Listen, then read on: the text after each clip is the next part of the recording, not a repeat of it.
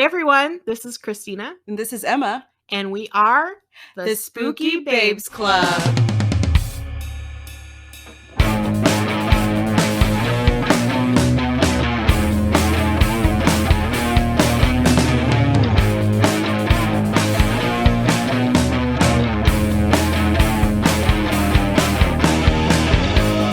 Show me your dark side.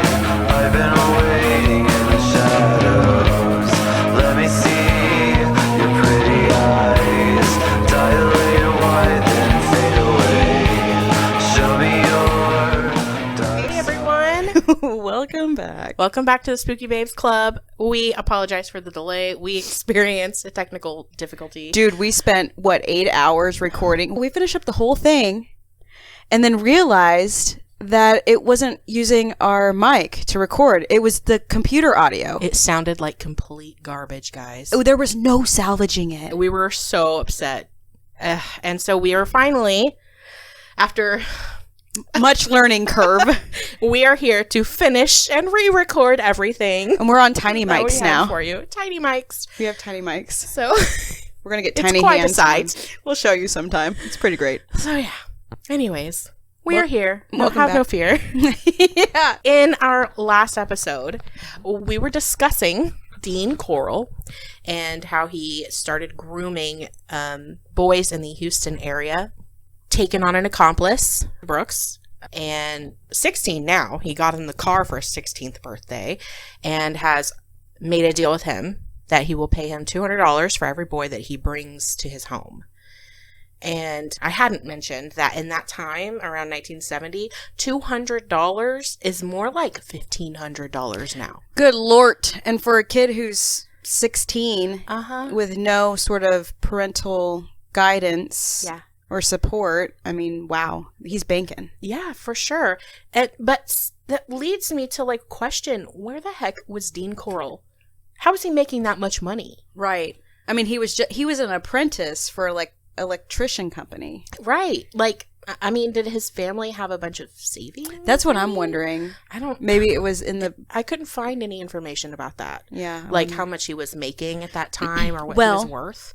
if he was true on the fact that he was selling these boys to a ring, he was probably making money there. And we're going to get into that. I found some information about that too. Ooh. So yeah, interesting.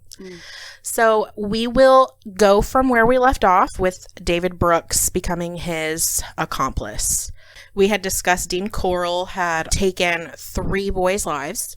He has killed Jeffrey Conan, and he has just told David Brooks that he killed those 2 boys that he walked in on. Now that he has David Brooks helping him, it's going to make it a lot easier for him to get his hands on teenage boys more often. He has a system in place for his dark fantasies with the promise of a party or a ride. But then they'd be driven to Dean Corll's house where they drink, do drugs. They did a lot of huffing, spraying acrylic spray in bags, huffing that. Some would tricked into handcuffs, taken by force. Dean Corll would then strip them naked, gag them, either tie them to his bed, or they would be mounted on a 2.5 wide by 8 foot long plywood torture board. This board, he just had it casually displayed against the wall. There were handcuffs fitted at each top corner and rope knots at each bottom corner. Wow. In addition, he had various sex toys and a wooden crate. They don't really specify what the wooden crate was for, but I can only assume it was for transporting bodies or the boys after he had his terrible way with them. But in one of them, human hair would be found. So once he had his victim strapped to the board, he would begin to violently sodomize them. Ugh. Some were tortured in ways that awful. Some would have their pubic hairs ripped out one by one. Objects inserted into their bottom. Glass rods shoved into their urethra and forcefully shattered. Oh my God. Oftentimes, after days of torture, Dean would grow bored of the victims and kill them by strangulation or with a .22 caliber pistol. He then would wrap the body in plastic sheeting to be disposed of in various locations. Some we still don't know. David Brooks would say that once they were attached to Dean's torture board, it was over for him. That leads us to James Glass, 14, and Danny Yates, 15. They would be the first two victims Brooks would lure to this fate on December 13th, 1970. James Glass was actually an acquaintance of David Brooks, and he had even previously visited Dean Corll's house. 6 weeks later, on January 30th, 1971, David and Dean met two brothers, Donald, 15, and Jeremy, 13. They're the Waldrop brothers. They were on their way to the bowling alley. The boys were lured into Corll's van and driven to the apartment Corll had rented on Mangum Road. David would later account to watching Dean strangle them. Now, the Waldrop's father, Everett, he filled out a missing persons report at the Houston Police Department, and he inquired on his missing sons consistently for 8 months. Oh, wow. But all they would say to him when he would walk in is, "Why are you here? You know your boys are runaways." And God, what a mentality. yeah, for but that this was time. not uncommon. Yeah. And investigators refused to look into it if there wasn't like obvious evidence of foul play. They would not start an official search for the boys unless they had substantial Tangible, evidence. yeah, tangible. But they told them, the fathers, that if they ever saw the boys, they would be told to go back to school. Not go see your parents. They're Yeah. looking for you. Yeah, or, Where have you been? get back to school, boys. It's infuriating. It's infuriating. It's a joke. Yeah. But in this time, officers would often brush off situations like this because of the hippie movement. Mm-hmm. And teens at this time, they were rebellious, of strict upbringings, arguments about having long hair and living free and doing whatever they wanted. I mean, What a time times to were be- changing. Yeah. It was common for teens to hitchhike, join communes.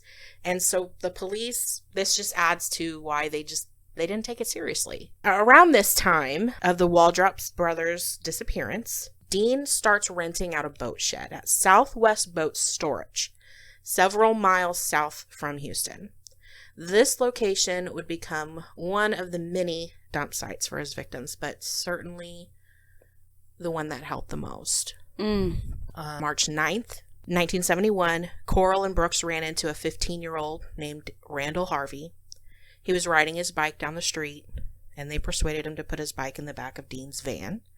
His creeper van that I mentioned. The white creeper van. Mhm. Oh my gosh. He was taken back to Dean Corll's apartment to be raped, tortured, and then shot in the head and buried later in the boat shed. Oh my God. That's such a way to be discarded. Yeah.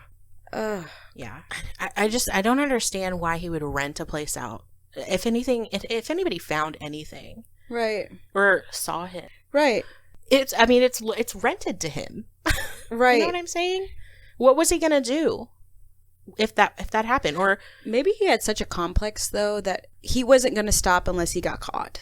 yeah, I mean, that's the case, I think, with most of them. Yeah, true. And I know a lot of serial killers end up saying, like, no, I would have not quit. Yeah, Only Jeffrey reason I Dahmer. quit. Yeah, for sure. Mm-hmm.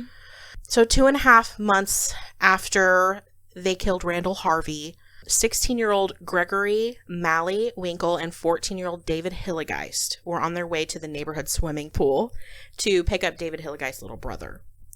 Malley had actually worked at the candy factory with Dean Corll's mom, and he would spend time in that rec room that we talked about that was in the back of the candy shop. And so Dean was familiar with Malley and also David Hilligeist.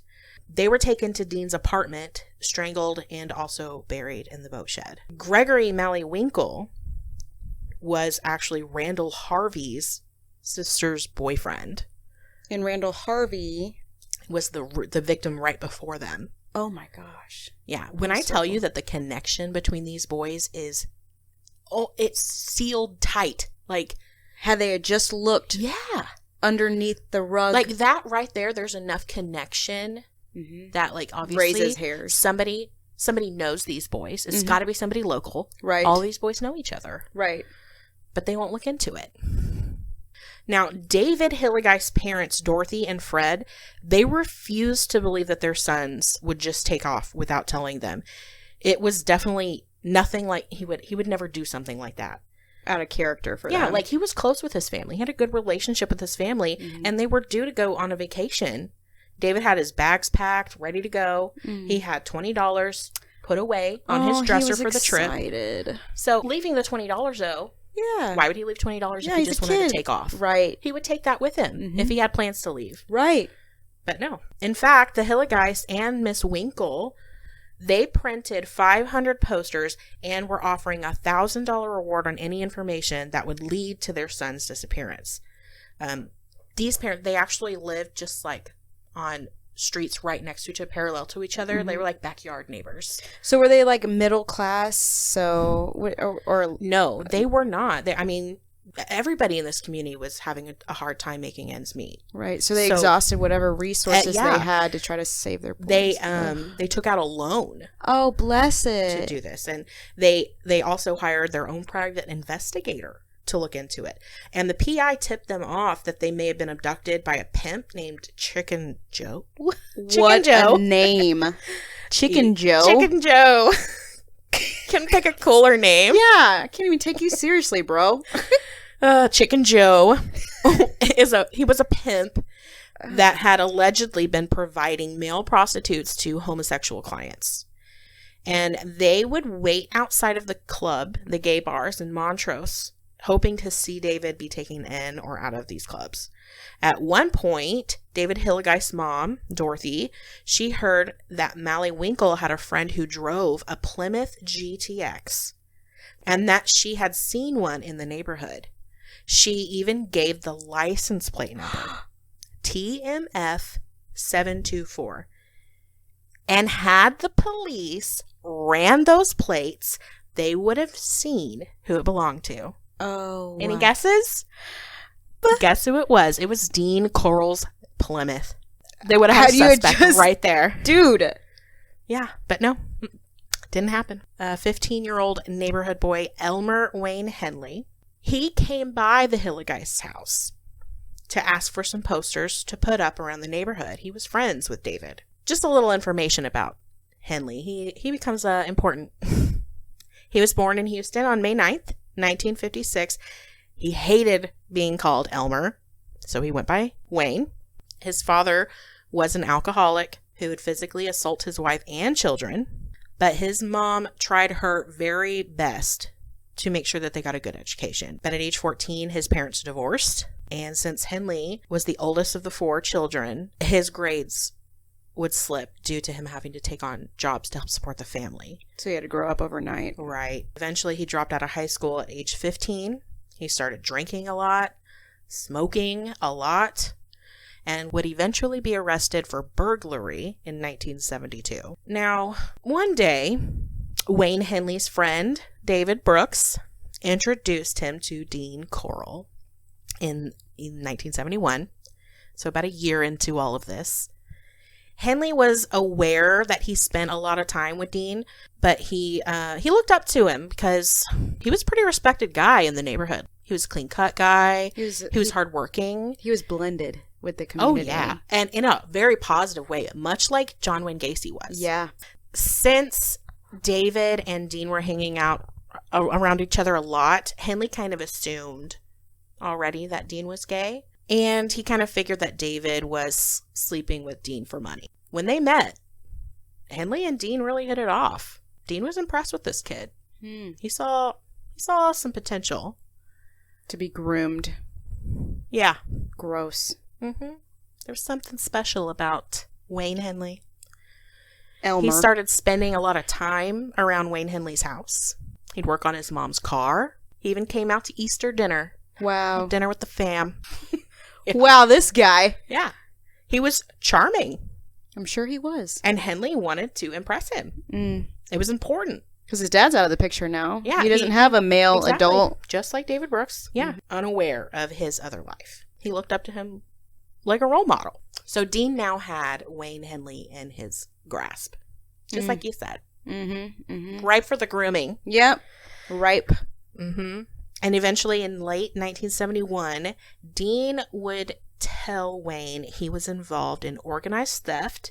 He would start to pay him small sums of money to commit burglaries. You know, those ones I told you. He would eventually be in trouble for. Oftentimes, the burglaries were actually used with the keys of victims of Dean Corll's.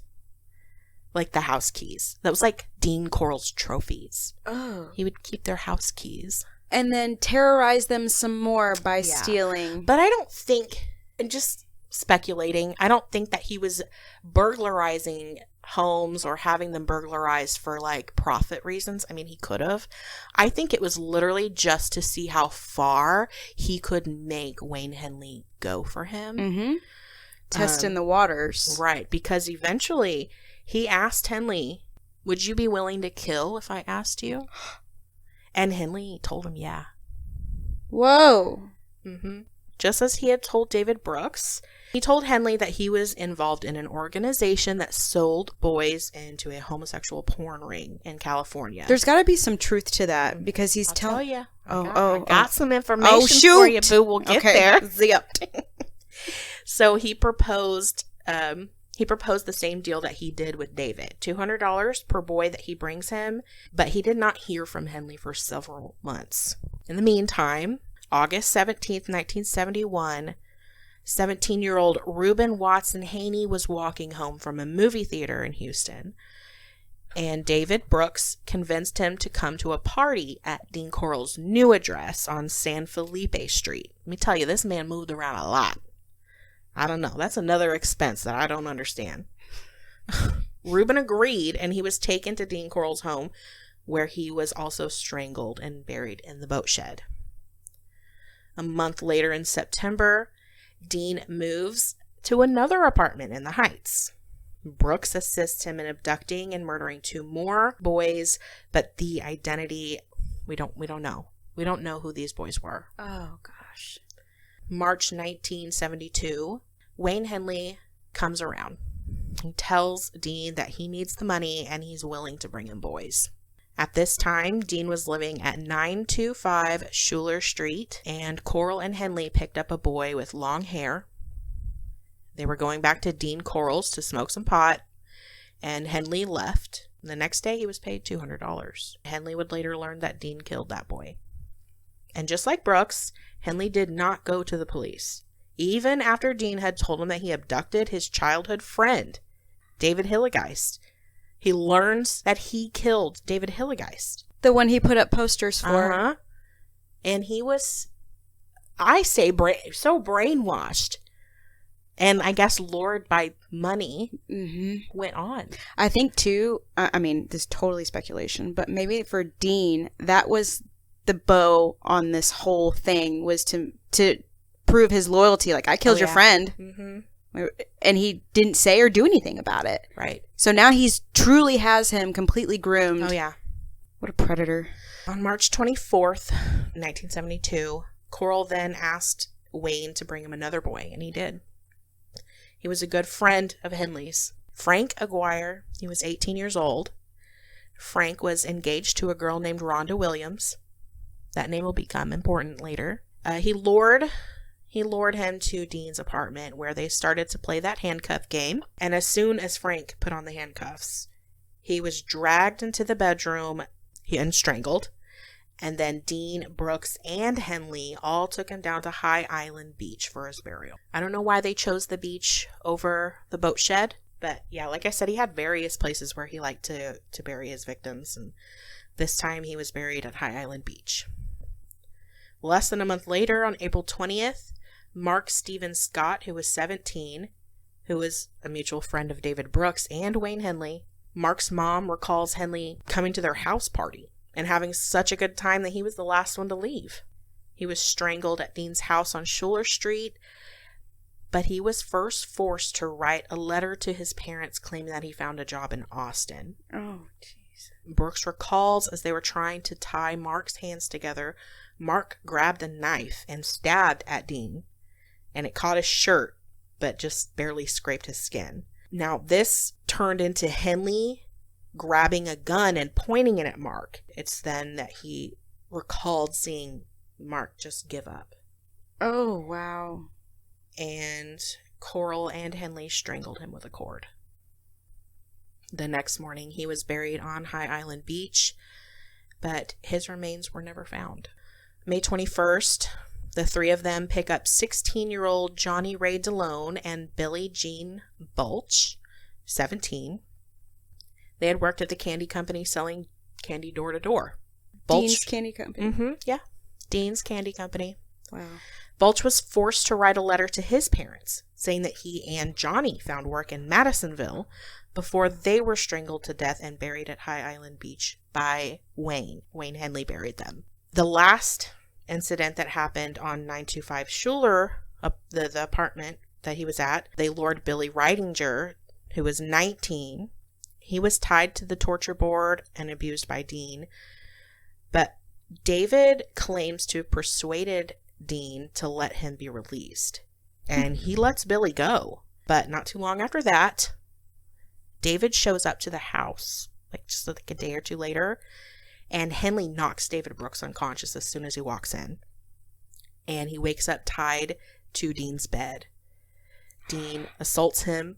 David Brooks, he assaults David repeatedly before releasing him. So obviously this was like a reestablishment of power.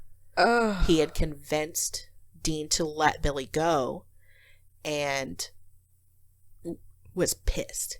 Was pissed that he let him convince him to do that. Yeah, so he had to reestablish dominance. Oh God, okay.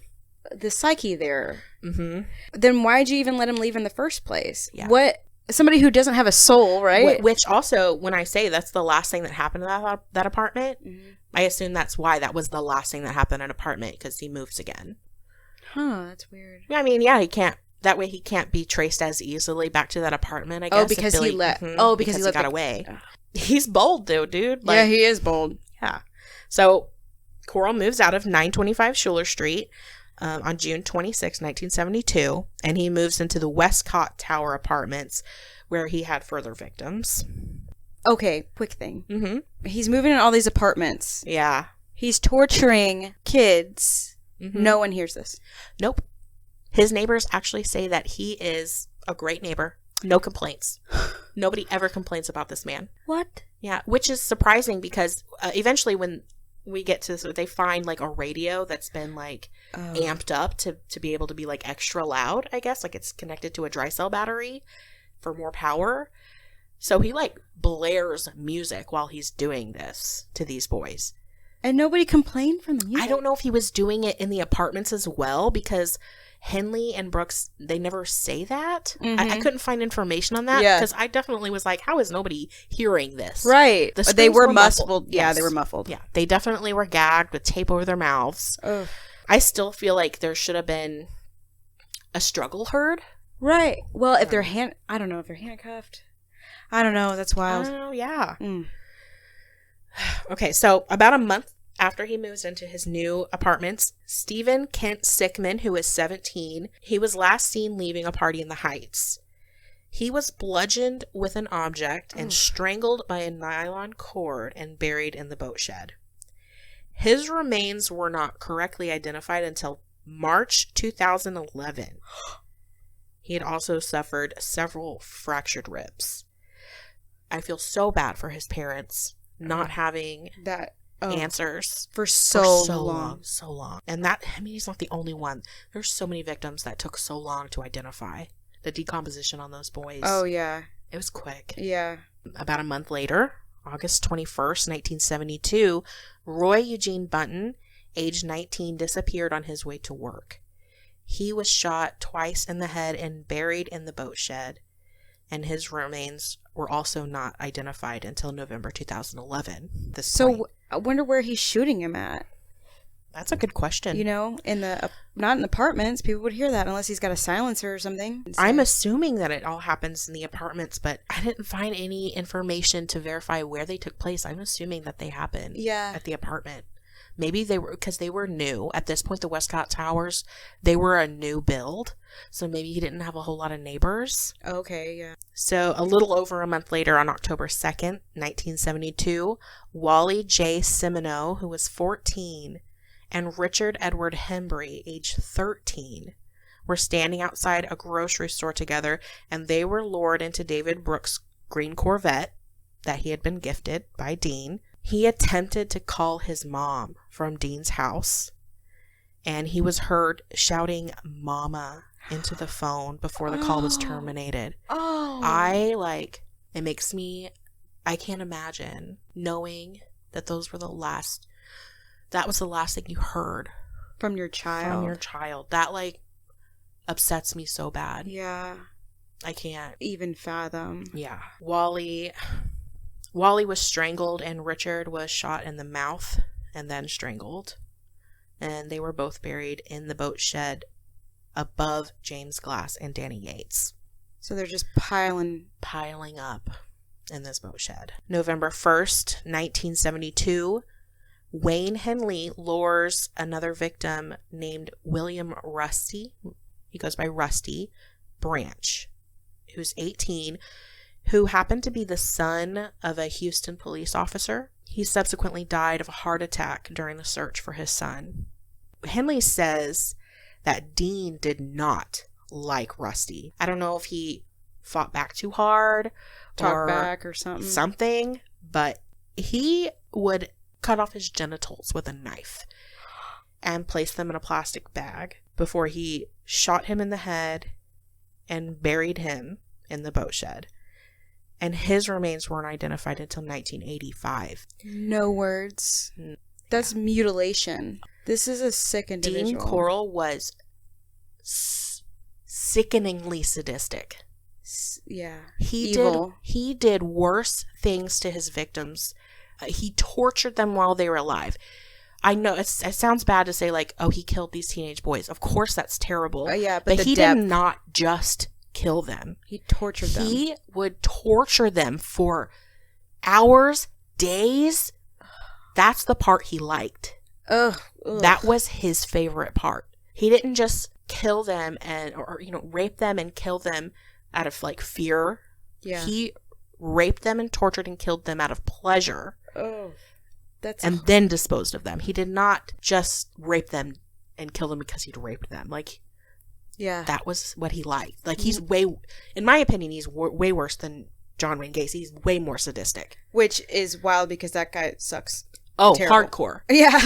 I have more about that later. So moving on from Rusty, let's see, this is just like a couple of weeks after they kill Rusty. Richard Kempner, who was 19, he disappeared on his way to a phone booth to call his fiancée. He was strangled and buried at High Island Beach, and his remains were not identified until 1983. It took 10 years for his family to find out what happened to him. Oh, gosh. You hear about all the time, like, people go missing, and I know that there are so many people missing. Mm-hmm. And unidentified remains. Mm-hmm. Unidentified people. Freaking heart, dude. It's awful. I feel so bad for these families in this community. Mm-hmm. Or even friends, or just there's such a whole community. Yeah, there's a ripple effect in these choices that are made by one individual, and then from that ruining that person's life, it just ripples into everybody else's life and the community exactly as a whole. Yeah, it's really wild how that happens. Yeah. So January 20th, 1973, Corll moved into apartments on Wart Road in Spring Branch. Wow. And within 2 weeks after being there, February 1st, Joseph Lyles, who's age 17, he was a previous acquaintance of Dean Corll himself and lived on the same street as David Brooks.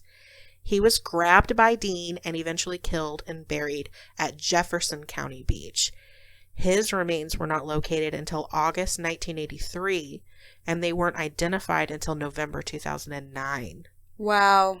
There's just so much. You'll never guess what Dean did after this. He moves again. Oh, surprise, surprise. He moves to the new address, 2020 Lamar Drive in Pasadena. Gosh, this is literally just In our backyard. Yeah, I know. It's wild.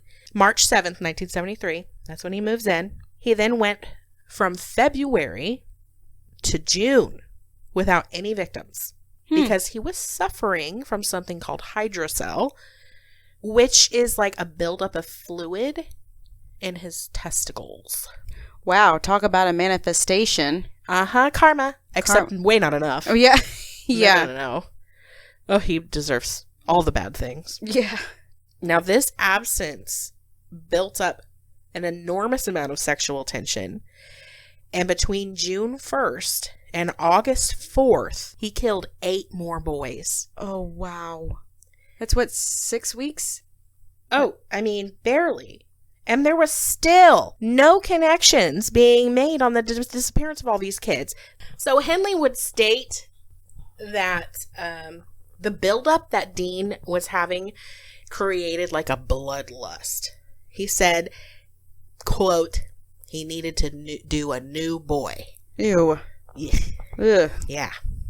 Just ugh. Filth.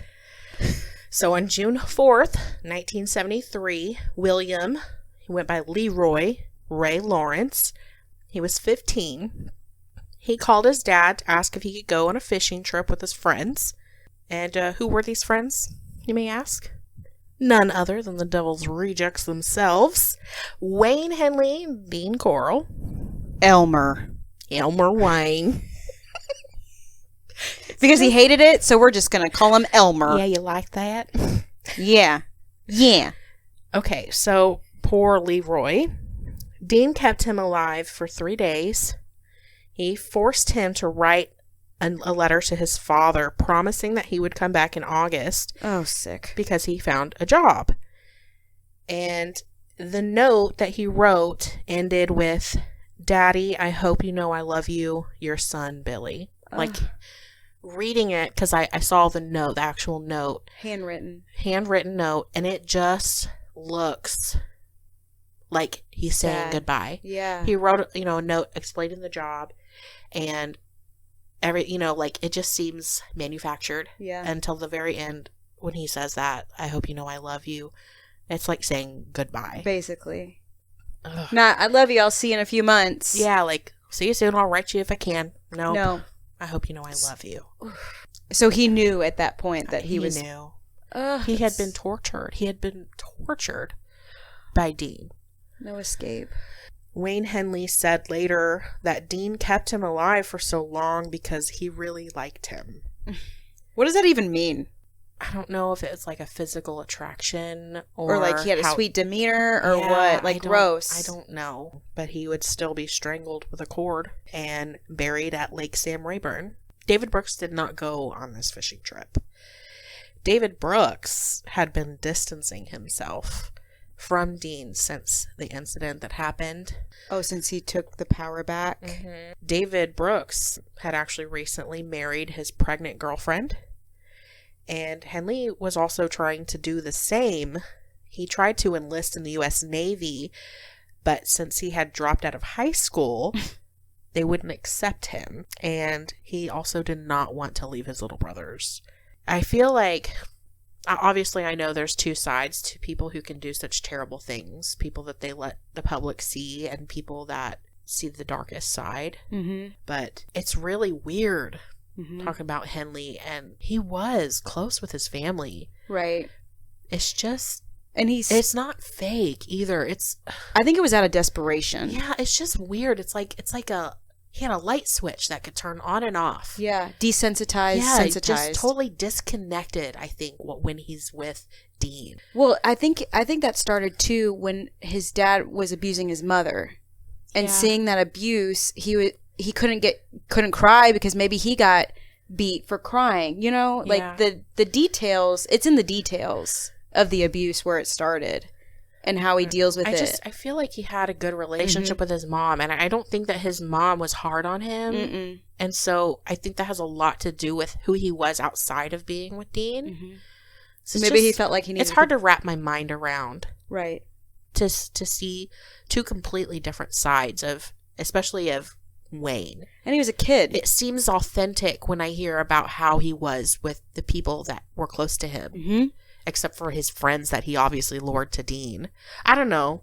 It's just a thought that I had. Because it's so easy to forget that these are kids. And kids, when you're that age, I mean, we were all kids once. You know you're malleable, that you're vulnerable, and you're looking for guidance from an adult. Well, and also I think that Wayne had a deep need to seek approval from everybody. Yes. Yeah. Not more than most, I think. Mm-hmm. I think he wanted approval of everybody in his life. Yeah. And Dean, he was just the way he was to fit in, to be unnoticed. Chameleon. Yeah. Mm-hmm. But it's different with Wayne. I don't know. Maybe it is because he was younger. David Brooks is not helping anymore, but Wayne is still in the picture at this point. And on June 15th, 1973, Raymond Stanley Blackburn, who was a 20-year-old father who was in the Heights trying to hitchhike home to Baton Rouge. He was on his way to see his wife, who had just had a new baby. He was strangled by Dean at his Lamar address and also buried at Lake Sam Rayburn. Less than a month later, on July 7th, 1973, Homer Luis Garcia, age 15, was attending a driver's ed class with Wayne Henley, and he was shot in the head and chest and left to bleed to death in Dean's bathtub before he was buried at Lake Sam Rayburn. I want to say real quick, this was not an apartment. The last address he's at, 2020 Lamar, is a home that he's renting. So how is he burying these bodies at Lake Sam Rayburn? The property at Lake Sam Rayburn, Dean Corll's family actually owned a lake cabin there. So they would go fishing. Yeah. Okay. So besides just the beach trips that the guys would take, they started going to the lake fishing house cabin. Yeah. Which I don't know why he chose this all of a sudden to do that. What made the difference? I don't know if somebody was staying there. Maybe so he could change up the pattern, right? So he's not going to the boathouse all the time or the beach all the time. Maybe. He's got another location. I mean, he has no other family around, and he's just got the lake cabin just been sitting there. So. Right, and it's so remote out there. Yeah. You can really get... And it looks like a decent amount of property. I mean, it's not a huge amount of property, but, it probably looks like about an acre or two. A couple acres. Less than a week later, on July 12th, 1973, John Manning Sellers, who's 17, he was a teen from Orange County, Texas, which is just outside of Beaumont. He was killed by 4 gunshots to the chest just 2 days before he turned 18. Ugh. And he was buried at High Island Beach. And he was the only victim that was buried fully clothed. So just 7 days later, on July 19th, Michael Anthony Balch, age 15. Balch, does that sound familiar? Michael was the younger brother of Billy Balch, who Dean had killed the previous year. Wow. So 1 year later, they lose one son, and then a year later lose the other son. These poor parents, man. Oh my God. So they lost one son last year, Yes. and then lost And to the they same still- person. Yes, and they still, at this point, they don't know. They don't know that. Right. Michael was strangled and buried at Lake Sam Rayburn, which I don't know why it sticks with me, but they're not even buried together or close to each other, and that hurts my heart for the brothers. I don't know. Right. Yeah, that's almost even more like a jab. Yeah.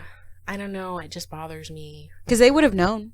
And his remains, they weren't identified until September 2010. Oh my gosh. If I can only imagine, obviously, God forbid, I would ever have to go through that kind of loss. But to go on, find out that one of your sons is a victim, only speculate that your other son could also be a victim, but not know until 2010. And this happened in 1972. 73 at this point. Oh, 73. Okay, so middle of 1973. Yeah. Over 30 years of not knowing. I know. Speculating. Wrecking your brain. Wow. The ripple effect of one person. July 25th, so just 6 days after the second Bulge boy, Marty Ray Jones, who was 18, he was last seen with friend and roommate Charles Carey Cobble, who was 17. They were walking together. They were school friends of Wayne Henley. Charles was married with a baby on the way, and they were walking along 27th Street with Wayne Henley. Marty was later strangled with a cord from the blinds and buried in the boat shed. Charles Cobble was shot twice in the head and was also buried in the boat shed. Before Charles and Marty were murdered, Charles made a call to his father and told him that they had been kidnapped by drug dealers, and he was frantic on the phone before hanging up. About over a week later, on August 3rd, 1973, James Stanton Dramala, who is 13, he had earlier called his parents to tell him that he was at a party across town. He was abducted while riding his bike in Pasadena.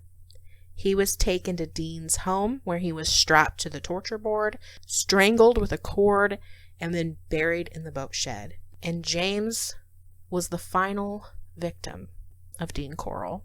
You said last. That means we're ending the streak. Mm-hmm. So what happens next? Because nothing worse than getting left on a cliffhanger. I mean, that good. I know. Should we go on, guys? Let's just do it. Let's just do it. Okay. Okay. So 4 days later, on August 7th, 1973, Henley, who is now 17, invites his friend Timothy Curley over to Dean Corll's house for a party. You know, sniffing paint, getting high. And they left to go get food around midnight. You are looking at me like you cannot wait to hear this. I am so ready for this guy to be taken down, man. I'm so sick of him and his existence. You guys should see the look on her face. She is listening like intently. Yes. Ready for it. I'm ready for the finale. So they left the house around midnight to go get food. On their way back, they stopped by their friend Rhonda Williams' house, who's 15. Mm-hmm. Rhonda Williams, you say? Rhonda Williams, that's right. She was the fiance of Frank Aguirre, who Henley had earlier lured into Dean's grasp. So, Rhonda Williams had just gotten in a fight with her drunk father, who had beaten her often. Like, she was abused. She had it rough, dude. Poor thing. And she just, like, I think she was almost, like, numb. She was really good friends with Wayne Henley, too. Like, that kind of, like, brother-sister kind of vibes, you know? Like, yeah. He was, like, her protector kind of thing. Wow. They were really close. Like, they would hang out a lot. You know, they went to help her out. She had just gotten in a terrible fight with her dad, and, you know, they're like, why don't you just come hang out with us, you know? Going to a party. We're going to hang out. So she got in the car with Tim and Wayne, and they go back to Dean Corll's house. They get back to the house around 3 a.m., and Dean, seeing that Henley had brought a girl back to the house, he was furious. Like, he was pissed, like, scary. He tried to tell Dean what had happened to Rhonda and that he just, you know, she just needs some time. Like, her and her dad just got in a fight. We're just going to hang out. But Dean, you know, he backed off. And he let the teens drink themselves stupid. Oh, he had a plan. So they pass out. Okay, so let's kind of shift over here to Rhonda's perspective. She's awoken to being stomped and kicked in the chest. Her thought process immediately is it's her dad. This is something that happens to her regularly until she kind of adjusts and realizes, hungover, I can only imagine. Right. She looks on each side of her and she sees that she's tied along with Tim and Wayne. Whoa. They are face down on Dean's floor, tied up, tape on their mouths. She's like, what the freaking heck is going on? Wayne wakes up and his mouth is taped. His ankles are bound, and Dean snaps handcuffs onto his wrist as he's waking up. And Wayne knows this situation all too well. Dean then removes the tape from Wayne's mouth and reiterates how mad he is about the situation, telling him, man, you blew it bringing that girl. I'm going to kill you, but first I'm going to have my fun. And he lifts Henley to his feet and drags him to the kitchen. And he put a .22 caliber pistol to Wayne's stomach and threatens to shoot him. But Wayne begs for Dean to let him go and says he'll help him torture Rhonda and Tim. And after discussing it for like 30 minutes, Rhonda's in the room hearing all of this. They're both bound. Confused. Tim and Rhonda. Tim and Rhonda are both bound. So they're listening to them go on for 30 minutes. Yeah. Arguing and Wayne begging. Pleading. Rhonda has no idea what's going on. She's super confused. But he agrees to untie Wayne. So he drug Wayne into the kitchen, still tied up. They argue, and then he unties Wayne. Then he helps Dean tie Timothy and Rhonda to opposite sides of the torture board. Dean then hands Wayne a hunting knife, and he tells him to cut off Rhonda's clothes, telling him, while I'm doing Timothy, you do Rhonda.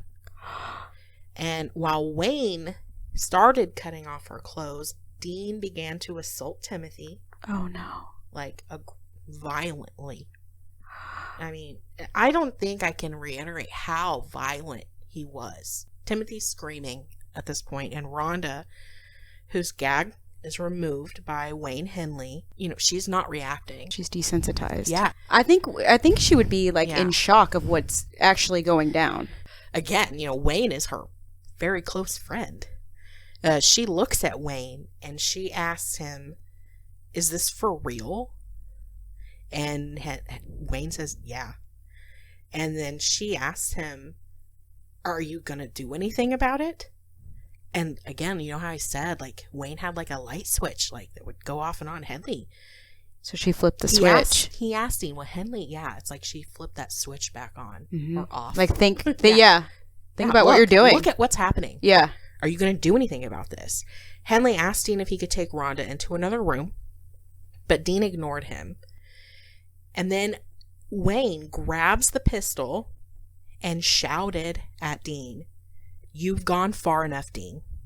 Dean stops the assault, and Wayne says, I can't go on any longer. I can't have you kill all of my friends. And Dean started walking towards Wayne and saying, kill me, Wayne. Wayne started walking back a few paces, and Dean keeps advancing towards him, screaming at him, you won't do it. But Wayne fired the gun, which hit Dean in the forehead, but failed to penetrate through his thick-ass skull. What? He continued to walk up to Wayne, and Wayne continued to shoot 2 more rounds into Dean's left shoulder. Dean then runs out of the room and hits the wall that's in the hallway right outside where he was keeping them tied up. Wayne fired 3 more bullets into his lower back and shoulder as Dean slides down the wall, dead. Facing the wall, naked, dead. My face is in shock. I'm in shock. What? Well, yeah, Dean's dead. Wayne has killed Dean, guys. He's dead. And Timothy and Rhonda are like, what the fuck is going on? I can't imagine being in that situation, dude. What? So, Henley, I'm kind of skipping ahead a little bit, but Henley later recalls about shooting Dean, that Dean would be proud of his reaction as he was killing him, that he had groomed him to react quickly and forcefully, and that's exactly what he'd done. Wayne lets his friends go and suggested to them, you guys should leave. And Timothy's like, bro, what? You should call the cops, my man. Yeah. You know? What? What? Let's just go. Well, that's over. Say woo. Yeah. No. Call the cops, dude. Yeah. So Henley calls the cops. Oh, it sounds stupid. You know what I mean? Yeah, like you can't make this shit up. So he calls the cops. August 8th, 8:24 a.m., the operator answers and Wayne shouts, y'all better come right now. I just killed a man. He gave the address and waited on the porch for the police to get there. As they're waiting for police, Wayne tells Timothy, like, he looks at him and he tells him, dude, I could have gotten $200 for you. What? Not appropriate, dude. What? Not appropriate. And at this point, I mean, still, Timothy and Rhonda, they don't know the details. Yeah, they don't know. They're like, or the long streak. What are you talking about? The police arrive to what they believe is like a drug-fueled rage gone wrong. And while being interviewed by the police, Henley explains how Dean Corll had been kidnapping and murdering teenage boys for the last 3 years.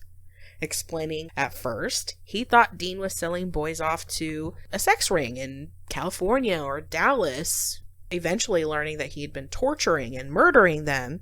And the police are like scratching their heads in disbelief, thinking Wayne's full of shit. Wow. Wayne kept insisting he was telling the truth, and he began recalling some of the names of the victims. Wayne mentions Cobble, Jones, and Hilligeist ring a bell, all of whom were reported as missing after their parents had been persistent that their sons were victims of foul play and they shouldn't be written off as runaways. So that he literally told the police, and they still were like, oh no. I know. No way. Nah, that's not true. These are stories that they've heard, you know what I'm saying? Yeah. Well, they haven't heard all of the torturing and murdering part, but these names really kind of went, So, you know, the parents were persistent that their sons were victims of foul play and shouldn't be written off as runaways. And Jones and Cobble had just recently been reported in the last couple of weeks. So the police, they started to think there could be some legitimacy to what Wayne was saying. Oh, finally. Especially since the scene back at Dean Corll's house was strange. They found plastic sheeting covering his floor, along with the plywood torture board, a large hunting knife, and more rolls of plastic sheeting. The thin glass tubes, the vast selection of sex toys, several lengths of rope, along with the radio that was rigged to a pair of dry cell batteries. Parked in his driveway was Dean's creeper van, which had its blinds sealed shut. Inside they found more lengths of rope, blood-stained rugs, and the wooden crate with air holes drilled into it. A pegboard with several rings and a hook. They found a second wooden crate in Dean's backyard, and that's the one that contained the human hairs. Wayne then starts to tell the police where Dean had been storing his victims.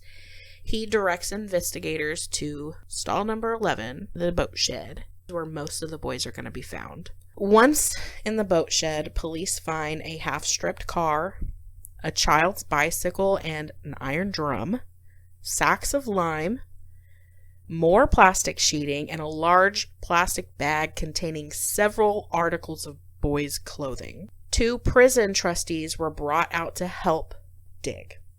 Prison trustees. Yeah, they brought 2 prisoners out to help them dig. Okay?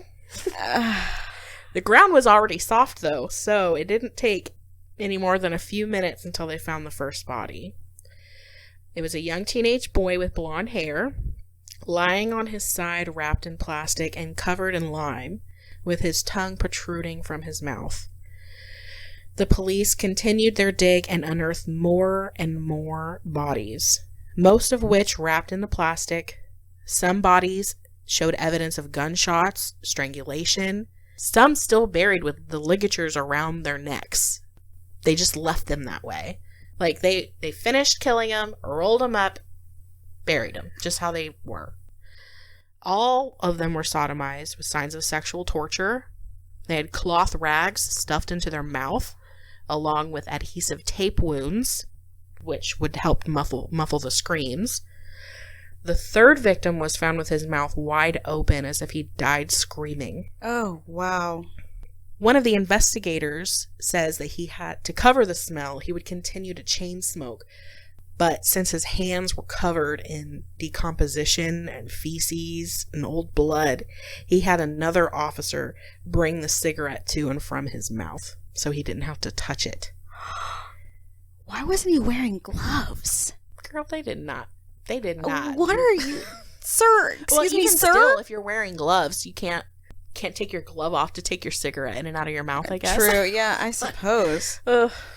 Ew. So, oh man, yeah, I just had to throw all that detail in there for you to just get the idea of this situation. That these police are like, whoa, going, it is a whirlwind. You know what I mean? Mm-hmm. So after the 8th victim was unearthed, the digging was stopped that day and they would continue the following day. Wayne Henley, while they're digging, was on standby near the officers' vehicles by the road, and he was surrounded by news crews and reporters. Henley is caught on video calling his mother and crying into the phone, "Mama, I killed Dean," in his southern East Texas accent. At this time, Wayne was being considered a hero by the community. He just stopped a serial killer in his tracks as far as they were concerned, and they didn't know the true nature of Wayne Henley's involvement. But David Brooks' father would escort him to the police station, stating that David also had something to say about all of this. Now, David tells police that Wayne Henley was involved in the murders and that Dean Corll didn't act alone, but leaving out his own involvement at first. So David was up there throwing Henley under the bus. Mm-hmm. But not me. Yeah. Why even go at this point? You know what I mean? Yeah. So, the police are like, what? But Wayne eventually, he admits to his involvement in the kidnapping and the active participation in the torture and mutilation of about 6 to 8 of the victims. But he also throws David under the bus. And they both eventually recount the murders of all of the victims in the 2 days of this, all within 2 days. This is a lot happening. Lots happening. So on the second day of the investigation, Wayne escorts police to Lake Sam Rayburn, where Dean Corll had owned the cabin. And in the cabin, they found a second torture board, more rolls of plastic sheeting and shovels, and a sack of lime. On the property, they found 4 victims buried by Brooks and Corll earlier that year, and 2 additional bodies were discovered in a shallow grave with lime all in it by a dirt road. At the same time, they were still continuing the dig at the boat shed, where they found 9 more bodies in the boat shed. Oh, wow. All in advanced stages of decomposition. I can't believe nobody picked up on that scent. They were basically finding a new body an hour. Because it's dirt floors, right? Yeah. And all that's around it is a metal building. I know, bro. Shocking. I know, man. How much can lime cover up? That's what I mean. They're wrapped in plastic, but it's summer and Houston is hot, you guys. Humidity. I don't know if you guys know. It is hot. It's hot. Hot. Sticky and gross. I don't know. It had to smell terrible, but you know what? Horrific. Galveston doesn't smell too great itself. True. Whew. It's stanky, y'all. So they're finding bodies. They're finding about a new body every hour. They find these last 9 victims in the boat shed within an 8-hour time span, making a total of 17 bodies buried in the boat shed, and 2 of which were found with their genitals and baggies next to them. There was 2 of them, not just 2 Rusty. of them, yeah. Yeah, there was another they found. What's up with that? Yeah, I know you don't know. I It's know. rhetorical. You know what I mean? Just what? Sir, what? I know. What are you I doing? didn't like them. Yeah, that's all I can think. Why would you mutilate somebody like that?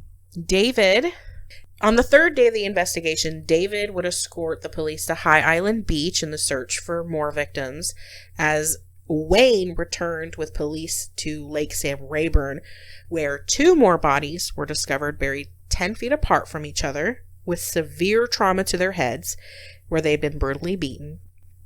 And later in that afternoon, both David and Henley would accompany the police to High Island Beach together. So there's a picture of them together sitting on the beach, kind of pointing out where they should dig.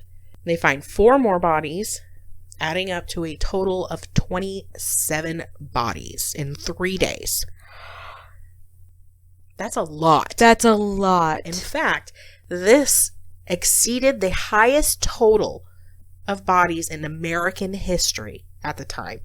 The search was brought to an end, but Henley insisted that there were 2 more bodies that they needed to find. The investigators were told they couldn't continue due to the risk of damaging the HPD and City of Houston's reputation. Drops Mike. They did not want to be affiliated with this. This is your Mass fault. murder in American history. Yeah. Yes. Oh, yeah. I know. I'm like, I tried to put my little microphone in front of Emma's face, like, say it again, girl. Say it again. Whose fault is it? It's your fault. It's also, I mean, they definitely play a role in the Had you had just victim looked count here. Mhm. Yeah. The devastating number of victims wouldn't be surpassed until 1978, when John Wayne Gacy's 33 victims would be discovered. Gacy even eventually admitted to being influenced by the press coverage of Dean Corll's Houston mass murders prior to his abuse and murder of his own victims. Yes, so yeah. It was his idol. Verified. Yeah. Mm-hmm. He was totally inspired, I guess. Sick. Mm-hmm. Way to go, Dean. So, you sicko. As you can imagine, the families of all of these victims are pissed. Yeah. They had tried to tell police all along that they knew that their boys were not runaways. Yep. Everett Waldrop, the father of Donald and Jerry, he came in with a statement after his sons had disappeared 2 years prior that an acquaintance had told him that he witnessed Dean Corll burying what looked like bodies in the boat shed. Police were even sent out to investigate, but never went inside the unit. They didn't go in. They didn't see anything outside. It's fine. All well. All's well. Yeah. So Herman Short, the chief of police, he actually defended the department. He noted that running away from home was not a violation of any law, and that until the bodies of the victims are discovered, there was no evidence of foul play in any of the disappearances. Chief Short. You gremlin. Captain Leo Horton, chief of the police department's juvenile division, says that handling of missing and runaway juveniles remains substantially unchanged since the multiple murders. Garbage. You suck. From 1973, a couple in Galveston who informed Galveston County authorities that they observed 3 men carrying and burying a long bundle on the beach. The couple even identified the 2 men as Dean and Wayne, and they could only verify that the third person had like long, light hair, similar to David's. As they were watching, Wayne started walking with an intimidating, aggressive look on his face, to which they were like, nope, we're dipping. They got out of there. But the police never investigated that area, even with the positive identification. Wow. So it took about a year for a lot of Corll's victims to be identified due to the vast amount of them. Because there was 29 at this point now. 27. 27, okay. 27 total. The most recent victims were more easily identified, as others only identified due to the fact that their IDs were found in close proximity to their bodies. Jimmy Glass was identified by his family due to him being buried with his beloved leather jacket. Oh. All but 4 of the victims found were either residents of the Heights or had close connections to the area. This name, guys, I'm sorry. I've tried. Detective Siebeneicher. Siebeneicher? Let me see. Okay. I think it's German, I'm pretty sure. Siebeneicher happened to be the cousin of Marty Jones. He happened to be on the scene when Marty's body was discovered in the boat shed. The detective's mental state would become so greatly affected by this that, the devastation caused him to take his own life 4 years later. Oh, wow. And yet another victim of Dean Corll's. Absolutely. Mm-hmm. 2 bones that were discovered didn't even belong to any of the identified victims. These were the victims that Henley insisted were still buried and that they belonged to victims Scott and Lyles. Scott's body is still undiscovered at High Island Beach due to the high rise of the water levels after Hurricane Ike. Wow. It's likely that his remains will remain under the ocean. Lyle's remains were only discovered by chance in 1983, and he was counted as the 28th victim. David and Wayne would be tried separately in Corpus Christi, Texas, due to the high publicity in Harris County. It was already widespread. They obviously... Yeah, a jury would have been like, convicted, dead. Yeah. So Wayne's trial began on July 1st, 1974. He was charged with 6 murders committed between March 1972 and July of 1973. The jury deliberated for about an hour and a half before finding him guilty of all 6 charges, and he was sentenced to 99 years for each charge consecutively, equaling 594 years total. Oh, I don't think he's getting out anytime soon. No, I don't think he is. No. Yeah. He was then transferred to the Huntsville prison, which is actually super duper close to us also. And now, though, he is serving his time in Kennedy, Texas, and he's been eligible for parole since 1980. And he'll have another parole hearing October of 2025. So he was eligible for parole. I'm sure he applied, right? Of course. And I'm sure he got denied, right? Because, 500 years. I'll just kind of say real quick, he did have, they did consider his trial a mistrial due to the media being present in the courtroom. And he was dealt another trial, but it came back the same. It came back exactly the same. He was still convicted, so it didn't change. I don't know. I just throw it in there. Yeah, it didn't matter how the trial was going to go. You still convicted, sir. Yeah. David Brooks' trial was held almost a year later, in February 1975. He was indicted for 4 murders committed between December 1970 and June 73, but only brought to charge with 1, the murder of Martin Lawrence. The jury deliberated for about an hour and a half, and he was found guilty on the 1 charge and sentenced to 1 life term. He showed no emotion as his sentence was read, but his wife did burst into tears. David Brooks eventually died in 2020 of COVID-19 at the age of 65. What? The coronavirus got him, girl. Really? The Rona. I say at least. I hate for anybody to lose their lives to something. And know. as being a kid, having such influence by this deranged adult, but still, wow. So I kind of want to discuss some information that I found on the statements the boys had made about the sex trafficking ring. Yes. Okay, what? So 2 days after unearthing the final victims, investigators in Dallas uncovered a sex ring exploiting numerous teenage boys. A filing system that contained up to 10,000 names across the country. Dean Corll's name was never directly found among them, but HPD still chose not to investigate it.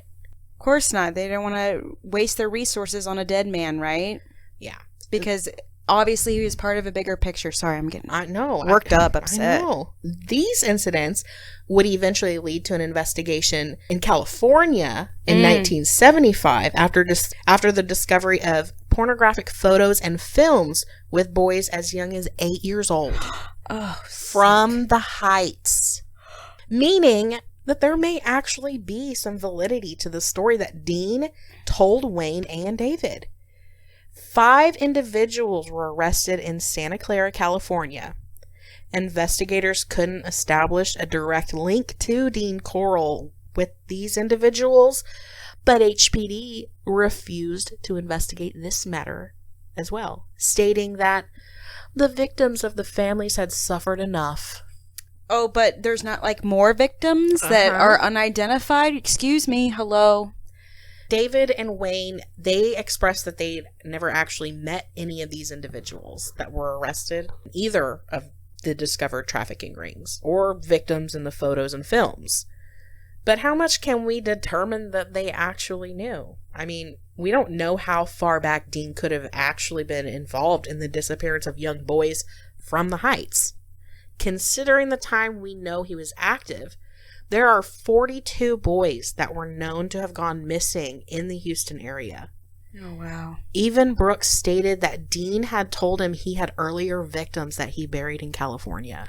Because when, to backtrack here, when David walked in on him with those 2 boys, he already had his system down. Yeah, I know. So, the odds that this was it, I'm just starting right now. No way.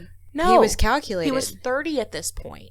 Wow. And easily, like, not even to be careful enough to lock your door or whatever to allow... You knew David was coming in all the time. Yeah.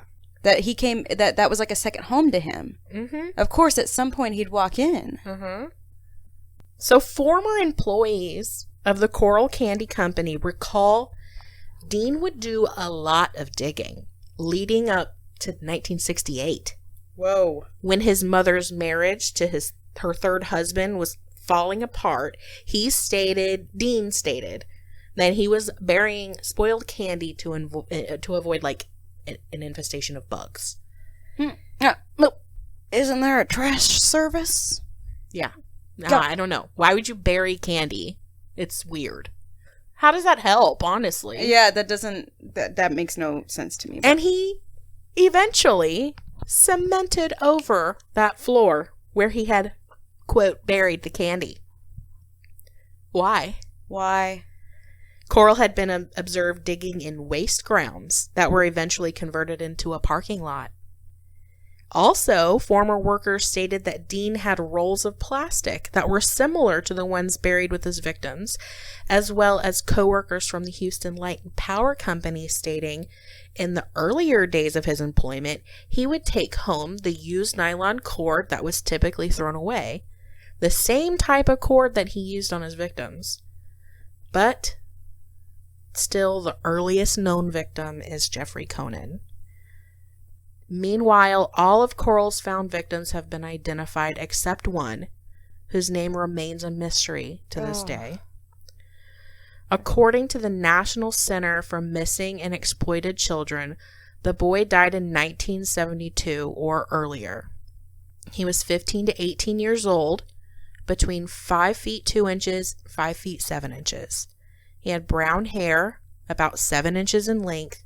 He was found wearing belted Catalina swim trunks with vertical red, turquoise, gold, and dark blue stripes with the letter C on the silver buckle and a khaki-colored long-sleeve t-shirt tied in the front. The t-shirt had a large blue and white peace symbol and the letters USMC and L84MF written underneath. The boy was also found with dark blue corduroys with a 32-inch waist and 30-inch inseam, a knotted leather ankle bracelet, and brown leather cowboy boots. I just want to put all that description out there. I know it's been a while, but if anybody hears it and they're familiar with any of this, you could bring closure to somebody. Yeah. There's still a John Doe out there who needs his name, his family. Yeah. Also, in 2012, a Polaroid photo was found among Wayne Henley's possessions, released to the media as a possible unknown victim, likely taken in 1972 or 73. It's a photo of a boy with shaggy hair sitting in what looks like an open trunk of a car with a frightened look on his face. Henley says he doesn't know the boy and isn't sure where the photo came from. The boy in this photo is still unidentified. We'll put it up on the YouTube video for you guys. Was he another victim? Did Dean have victims in Indiana? How many victims could Dean Corll have killed on his own? What led him to these horrific thoughts that would lead to the death of so many? These are all questions that will remain unanswered. Dean Corll never had to serve justice or face his victim's family in court. He was a monster that got away with taking the joy, life, and love away from so many. He escaped justice through death.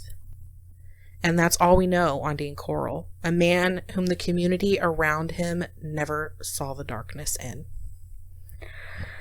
that's what we got for you, babes. Wow. I mean, there wasn't much, like in the very beginning, right? There wasn't much on what truly happened to him, right? Because to me, at least from these patterns, you know, we watch and read and all this stuff with true crime, especially with serial killers, is that there's a trigger to this evil. And but usually we get to question. Right. We get to question. Right. So we'll never know, but what happened to him to have such hatred? Not only hatred, but also seek the pleasure out of torturing boys. What happened to him when in his adolescence that was so profound and really a pivotal point for him to seek this? Because this literally became a career for him. Yeah. A streak. I don't understand. I want to also add that I forgot to mention throughout all of this, his mom, Dean Corll's mom, like I said, she was super protective. Yeah. She still did not believe that Dean was capable or did any of this. I know she divorced Dean's dad. I don't know, maybe something happened with the dad. Somebody had commented that I was discussing this with. They commented that they think he was raped in the military. I think it's further than that. I think it's further back than that. Yeah, too. I agree. I think that it stems from something that happened in his childhood. For sure. It's such a, child development is, that's such a pivotal time. They're a sponge. And, him and his brother Stanley, they were opposing personalities. His brother Stanley was a happy, active child. Dean was opposite of that. He was very quiet, to himself, reserved. Yeah, like he was just totally different. Which that's too. It doesn't make you a serial killer, but it's interesting that his brother and him were so different. Right. And his brother, as far as we know, is a normal guy. Yeah. Well, I'll be honest. I'm glad it's over. Oh man, me too. I don't want to talk about Dean Corll ever again. Yeah. He sucks. So bad, man. So bad. And that's like looking at his pictures, putting all these pictures and stuff together and like reading through all this, it's just ugh. I don't want to look at his face again. I don't want to hear his name again. Yeah, we are putting that to rest. And just to also say, every time I say Dean Corll, I immediately think of Rick Grimes saying, Carl. Yeah. Carl. Even in the way he spells it. Carl. There's no E. It's double L. Yeah. Carl, you're the worst. Anyways. Well, wow. Thank you, Christina. Yeah, you're so welcome. You did such a good job, man. That was a good wrap up on that. I'm glad it's over. So to transition a little, wrap it up, right? Yeah. So our whole idea is she brings a story and I listen to it organically, and then I bring a story, she listens to it organically with fresh ears, doesn't know anything about the case. So this was our first go together on this. And we really, I went too hard. we came out guns a-blazing. It was such a big case.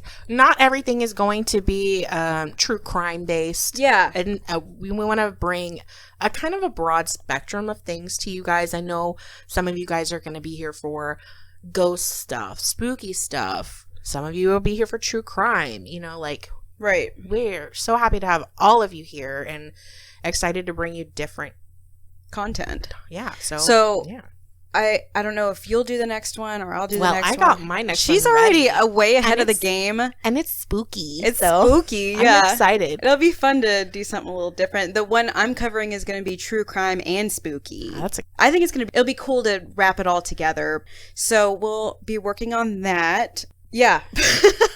Yeah. Wow. I'm just like winded from this whole story. It was such a twist and turn and wild. So yeah, we'll bring something spooky next time, whether it's Christina or me. We'll change it up because it's nice to get out of the heavy. Yeah. Sorry, but I hope you enjoyed it and I hope that you learned something new. Go check us out on Facebook. We have our Facebook group, Spooky Babes Club. Have a little questions for you. We want to hear from you. We've actually had a few people come into the group who have answered those questions, like, why are you here? Do you have a paranormal story you want to share? And some people have some good stuff. Yes. Yeah. But also, I want to give a shout out to Carlos. Thank you for leaving comments and stuff on our episodes. It's so nice that you're supporting us. I love it. Yeah. And everybody else that, just kind of interacts. It really means a lot. Yeah, it gives us something to go off of. Yeah. So we want to feel It's like motivating. Yeah, we want to feel like we're all sitting at the table talking about this crazy things. Yeah. You know, it's a club. Welcome to the club. We're in the club now. Okay, guys. Well, we're going to finish this up, and we just wanted to remind you to Stay spooky, babes.